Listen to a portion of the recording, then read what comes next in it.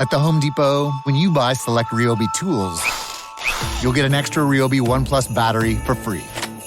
Now you can give a gift that not only keeps on giving, but also keeps your favorite tools going. So whether your holidays sound like this or this, we have the gifts to make your holiday magic. Plus, get free delivery on over 2 million eligible items from the Home Depot. How doers get more done.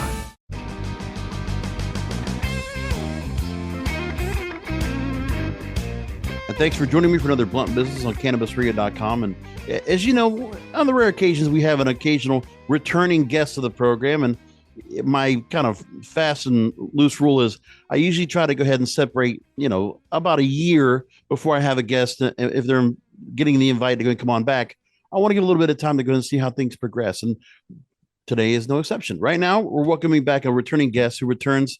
He leads a leading staffing and talent strategy firm serving the regulated cannabis industry. He has helped hundreds of cannabis companies with successful strategic hires ranging from C-suite to senior directors. Welcoming back CEO of FlowerHire, David Belsky. David, welcome back.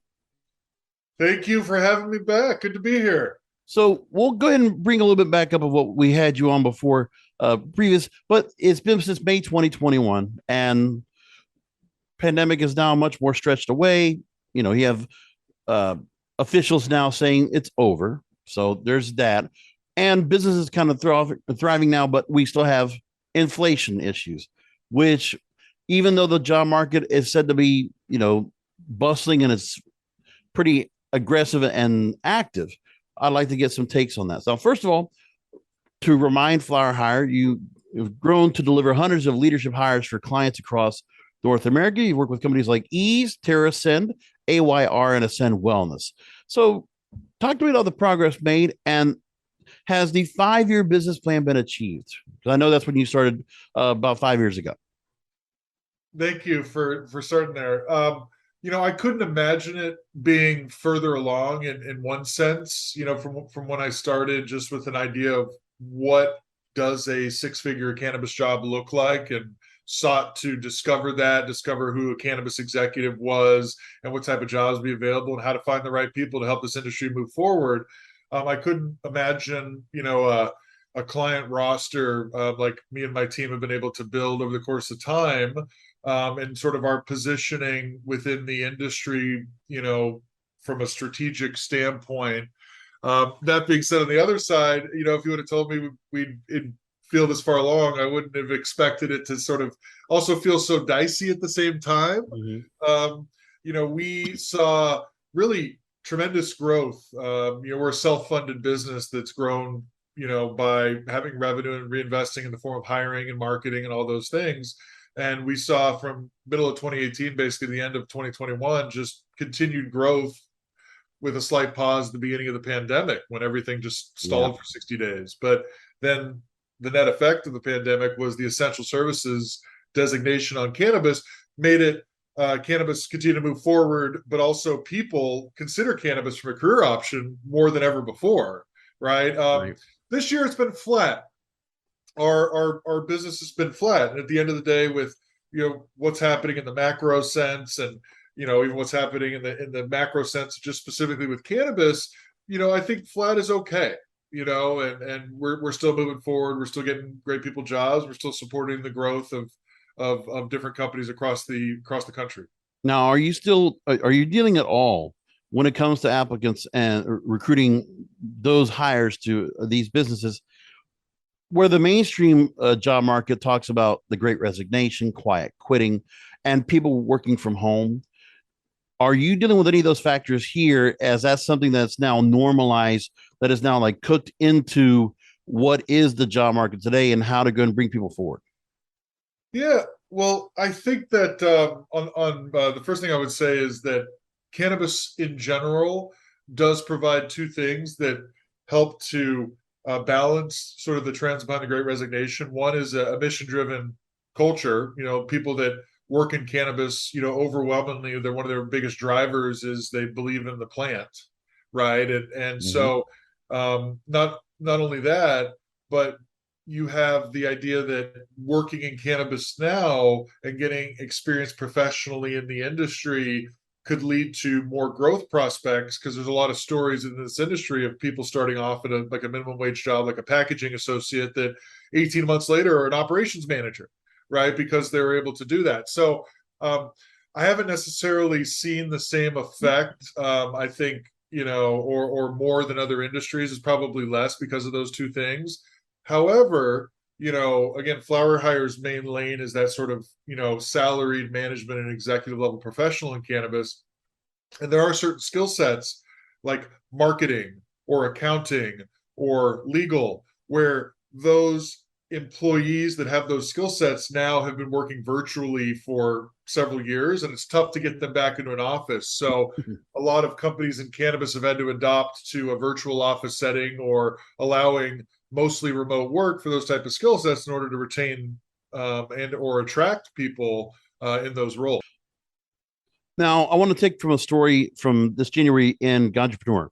They made this point that as of 2022, again, the start of 2022, FlowerHire has placed over 600 people in the industry, and you receive more than 100 organic resumes per week, serving as a useful pool of candidates when starting a search. And due to the number of emerging markets, your team still goes to trade shows, networking events, conducts LinkedIn searches to find a wide array of candidates. Now, for those applicants who are skeptical about companies hiring, because I've heard this a lot, where if you see an hour hiring site on a business, it's because part of it was like, well, this isn't compliance with the PPP plan.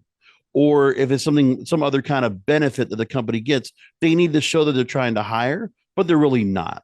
So what do you say to those people that feel like they're skeptical if they're putting out, they have to go online, they can't really talk to anybody in person right away to see about being hired, that they feel like there's much more of a barrier, a second barrier that's put in place from someone hiring them? So a couple things, just as a correction, we've done nearly 1,000 placements in cannabis, an average salary of $140,000, and we as a business drive probably thousands of unique applicants every week to stuff that we find. I do think that the modern job search in a lot of ways is broken. Right. If you think about online being the major way that people that are seeking jobs apply to those jobs.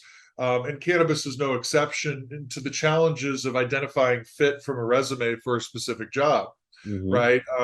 If you think about cannabis too, I mean, a lot of companies don't even know what to look for any role that they're hiring, because most people have never worked in the industry. So there's in general lots of noise, I would say, for companies that do post jobs.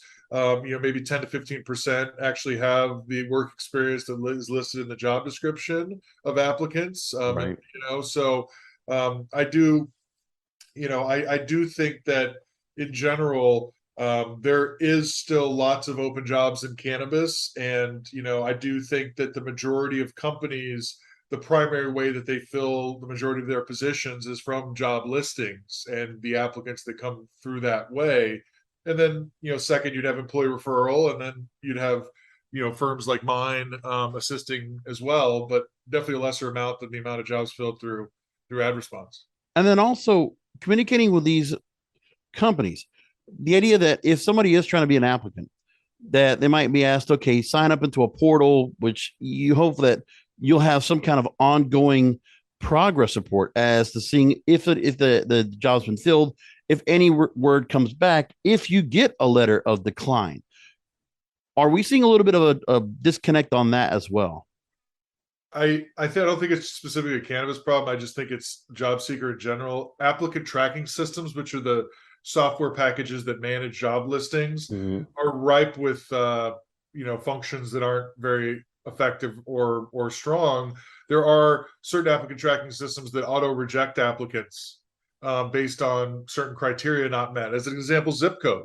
Like somebody lives 26 miles from a job location, but the customer sets 25 miles as the limit, right? That, the hiring manager, whoever vets that resume, an HR professional, whoever, may not even see that applicant, right? So there's lots of sort of challenges there. I do think that it's not too much to ask to have at least some form of rejection letter or acknowledgement of that you applied to the job. I think if you're not receiving that and you're applying to a position, you should do additional steps more proactively to make sure your application is considered.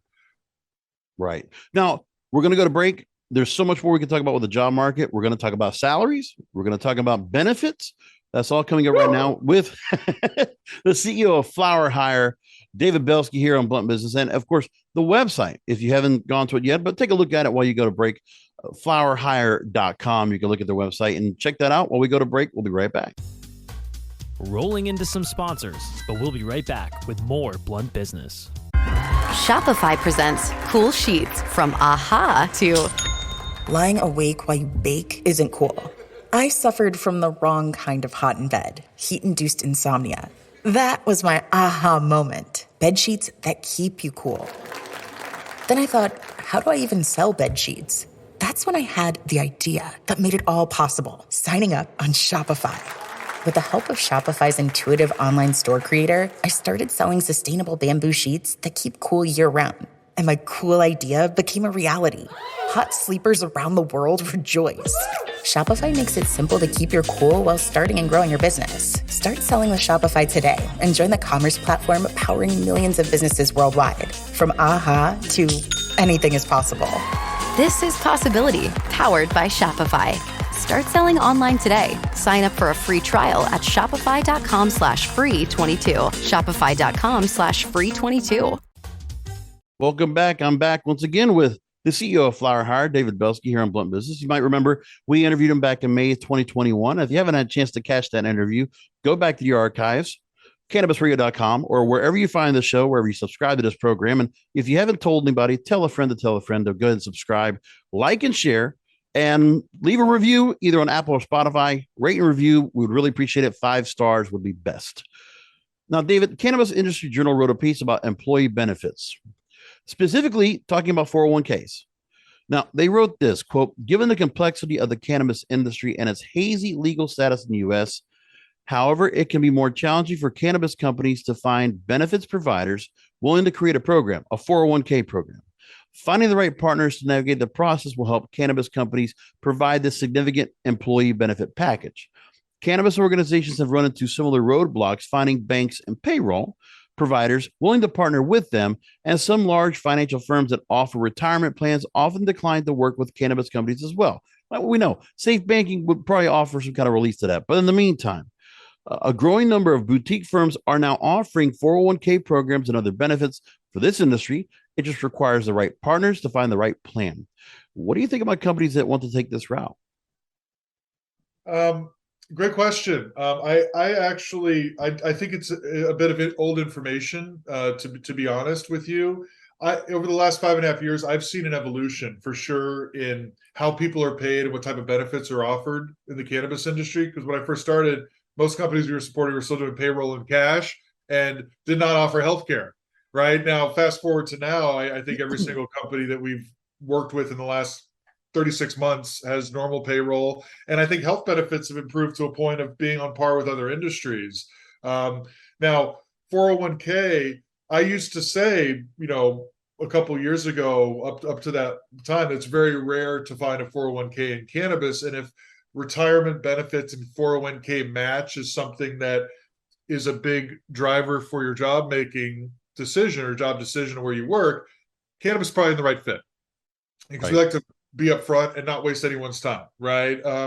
That being said, now I do believe that this industry has access to 401k, not even from like small boutique providers, but Transamerica and John Hancock are willing to provide 401k to plant touching cannabis companies. Now, maybe they weren't 18 months ago, right? But they are now. I mean, you have 500,000 people working for plant touching cannabis companies in the United States. That's a significant amount of people. And there's not a lot of industries that offer that amount of growth that relates to HR services. Mm-hmm.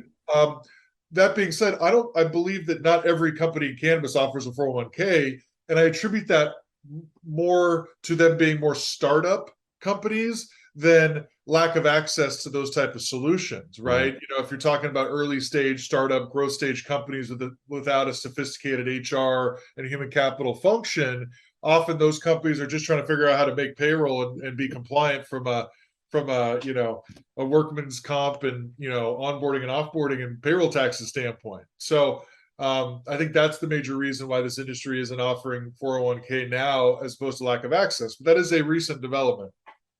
Now, on our Grassroots Marketing series, I actually interviewed a CEO of a company called Hemp Lucid, and they now offer to their employees, because of their own the CEO's personal first person experience. He is now offering. We partner with a clinic that offers psychedelic ketamine treatments as part of the insurance benefit towards his employees. Have you heard anything about any really creative ideas on benefits like this, where something like that would be, or just in terms of insurance benefits, what are some of the extra perks that some potential employers are offering to try to entice? I mean, we know now that a lot of, either your part-time employees, or, for any fast food or any retail businesses, they're offering bonuses. They're offering to try to, flexible pay, make sure you get paid as quickly as you can, things like that. Is that anything you're seeing right now? Anything really creative or progressive right now? Well, I haven't heard of that one yet. That's pretty cool. Yeah. The couple things that come to mind, I think one is discounted products, like people that get like a free eighth a week or something like that from their company. That could be enticing, because a lot of, habitual cannabis consumers, of which a lot work in cannabis, that is a nice perk for them.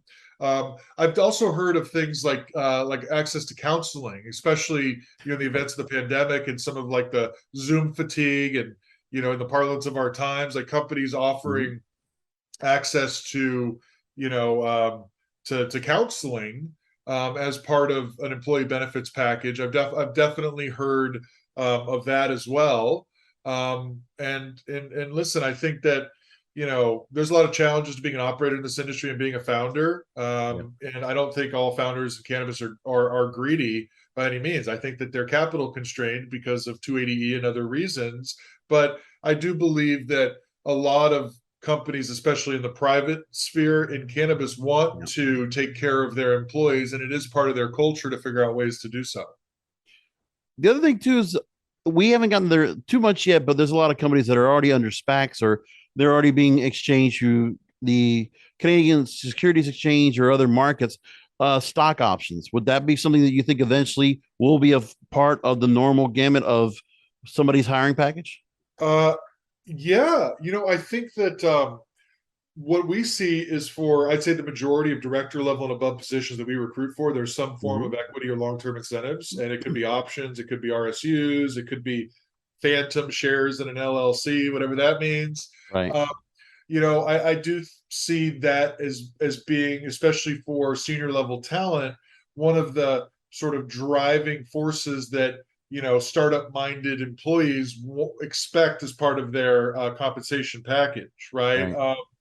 And I do think there's some of the larger companies that are publicly listed do offer some like sort of ESOP, where they can purchase shares at a discount for all employees, right? But I don't necessarily see it as a norm, even in the public companies, that the staff level worker in a cultivation or retail facility has options. I don't think that's normal for the larger companies. Some of the smaller ones, though, smaller private companies, they give everyone in the company, some form of equity, and whether that equity is going to have measurable value to the employee or not at some point in the future, I do think it's something that is an effective tool for not only retention, but also for people to have a sense of ownership in the work that they're doing.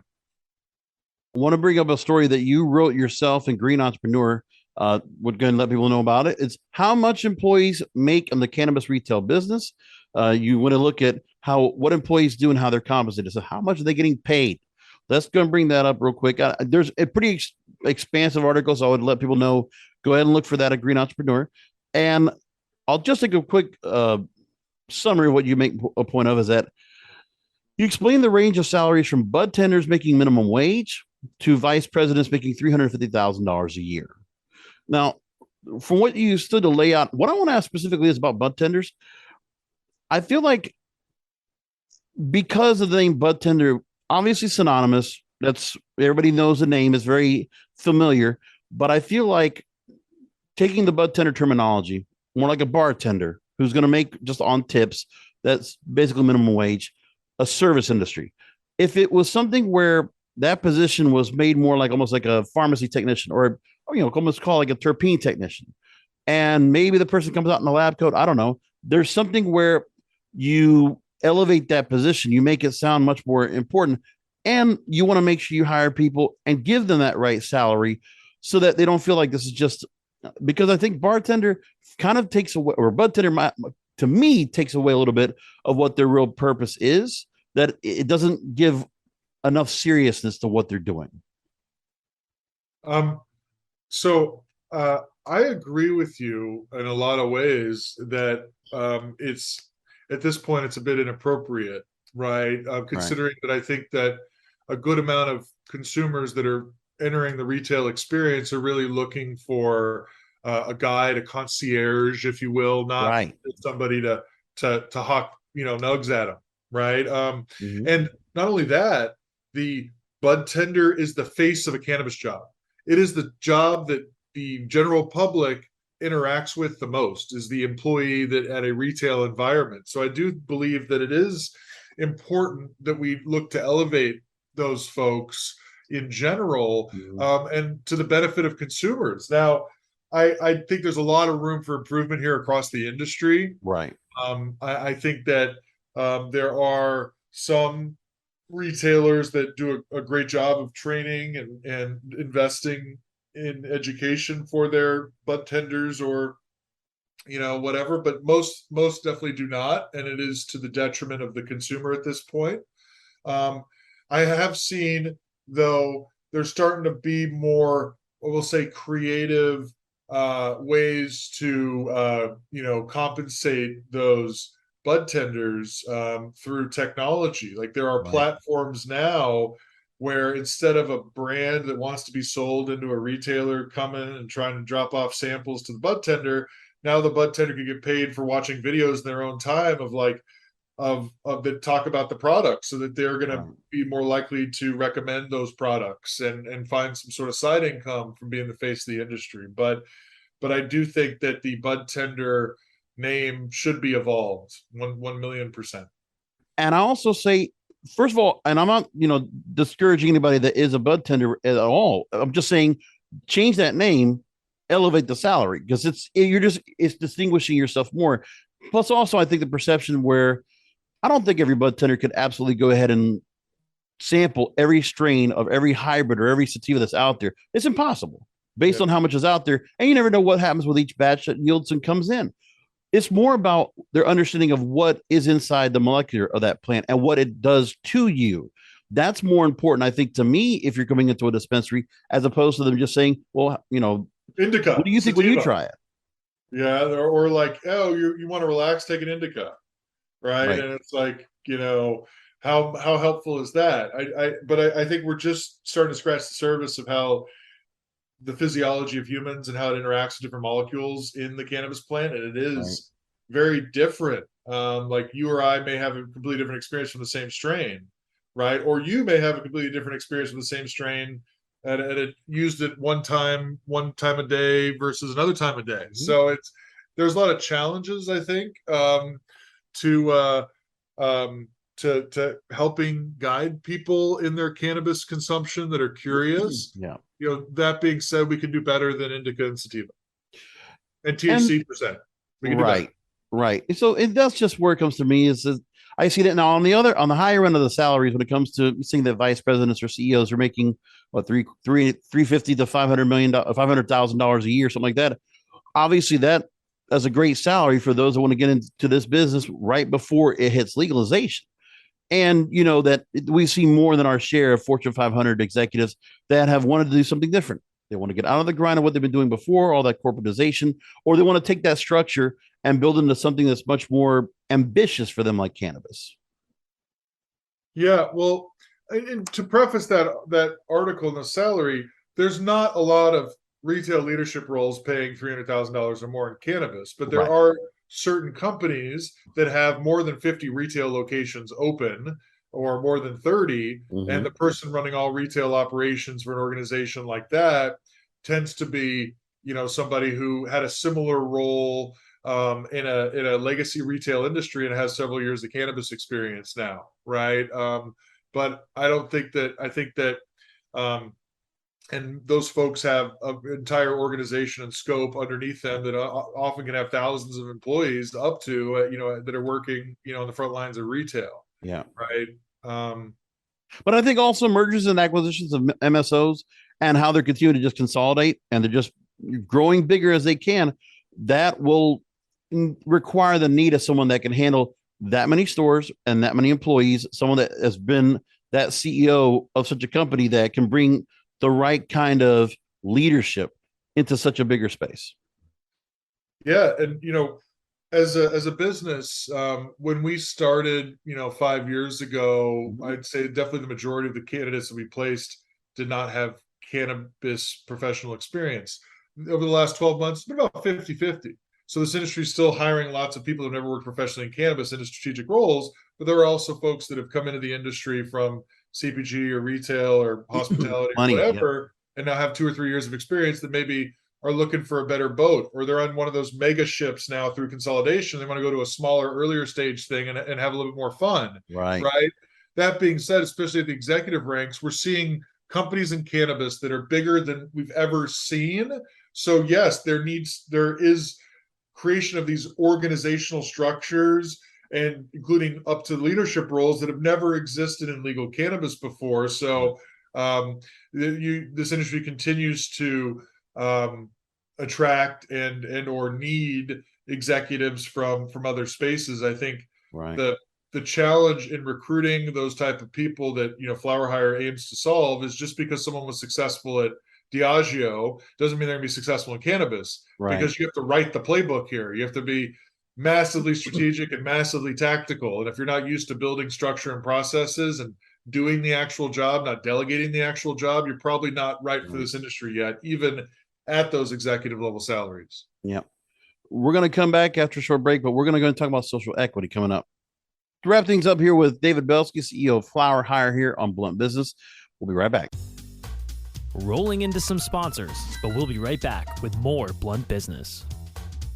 Welcome back to Blunt Business. I'm here with Final Questions with David Belsky, CEO of FlowerHire. Website is flowerhire.com. I want to take a story from benefitnews.com. They wrote about the bridging the job gap for those with a criminal record. They wrote this, quote, with more than 70 million people in the U.S. alone who have some sort of criminal record, we as a society really need to ask ourselves if that's actually a valid reason to bar these individuals from future employment, especially once they have served their sentence. They went on to write, in order to help bridge this gap and create more opportunities for individuals with past records, I believe that criminal offenses and records should be graded, since not all past crimes are the same. The lion's share of records, especially for minor drug-related offenses, and in particular, those regarding cannabis, which is no longer even illegal in many states, should not be impediments to future employment. Many offenses have occurred years or even decades ago. It's also important to take into consideration when the offense occurred, as well as the steps that were taken for reform. So how do you see, David, the cannabis industry welcoming applicants so far, giving them a second chance, let alone be able to pursue licensing for their own cannabis? I mean, it's a big question in a lot of areas. Yes, nonviolent, victimless crimes for drug-related offenses should not bar people from employment versus crimes where you cause bodily harm to others, right? I think the majority of citizens agree with that statement as well.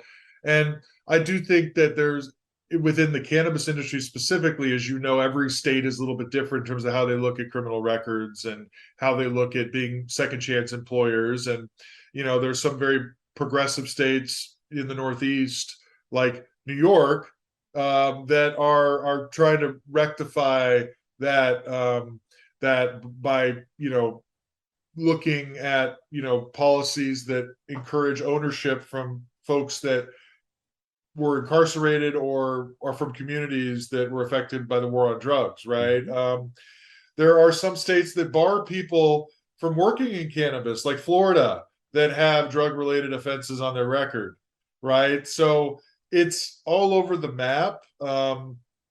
And, I do think that, there should be meaningful criminal justice reform because the war on drugs has failed, and that would have to probably start at a federal level, really. Some states are not waiting for the federal government to do anything. Like California just passed a law that says that people cannot be penalized for smoking cannabis when they're not at work, which basically reinforces the fact that you already couldn't drug test for cannabis in California anyway, right? Yep. So it's just so different state by state. But I think some of the challenges to, giving licenses or awarding licenses, I should say, to people that were the victims of the war on drugs, that were incarcerated for nonviolent offenses, cannabis and otherwise, is that just the amount of capital it takes to open up the businesses.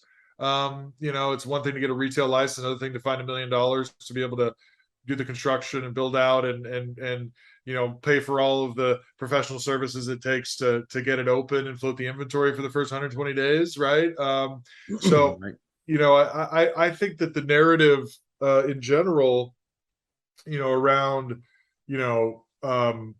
reform and, making up for the failed war on drugs should be centered around jobs in cannabis and getting employment in the industry and having the opportunity to work for a profession that's going to be, around and even growing for the next decade or two, and having that valuable career experience. I think that, as an industry, we sort of have to be mindful of this and do our part. And I think that a lot of organizations and leaders in the space want to do the work and want to do that. I think there's still challenges in identifying those people in a centralized way that may have a drug offense and being able to, reach out to them. I think there's, a lot of, hopefully more solutions that are coming for that.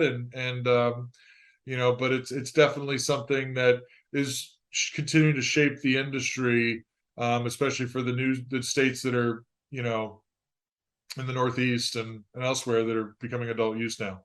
And I want to make a point that on our Grassroots Marketing series, the companion series of this program that I host, also on CannabisRadio.com, had a couple interviews we did. First of all was social equity in the New Jersey market. We talked to folks from the Thrive Network, the Lorenzo McFadden on that show.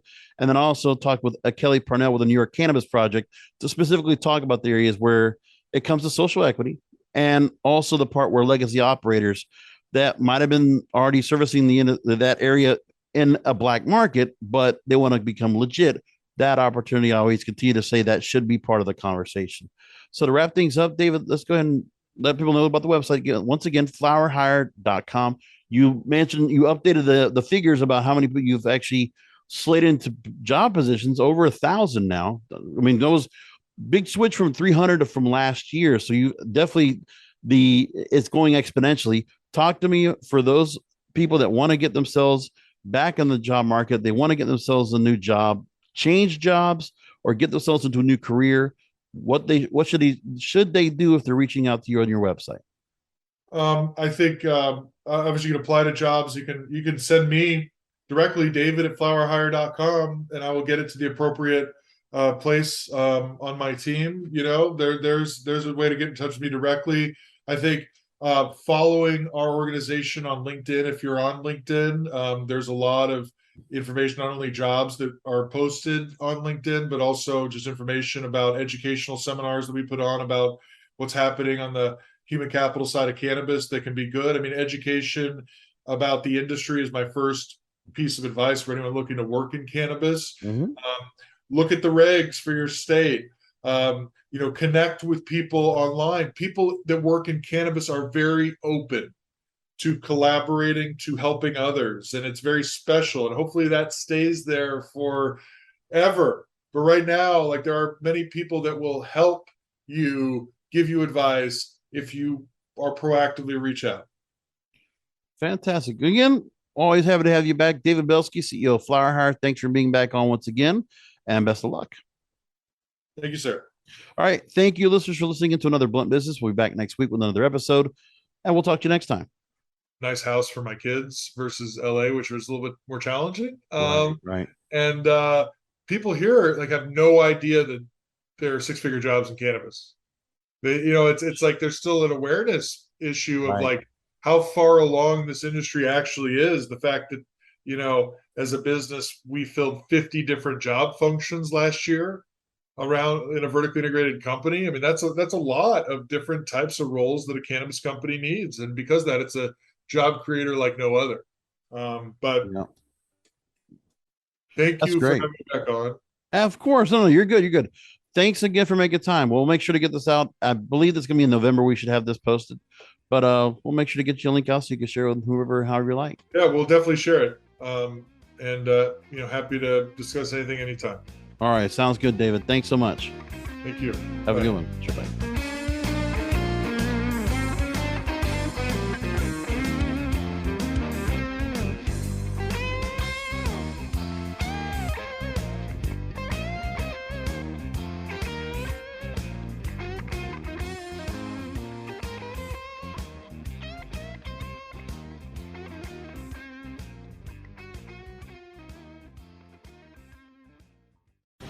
The opinions expressed on this CannabisRadio.com program are those of the guests and hosts and do not necessarily reflect those of the staff and management of CannabisRadio.com.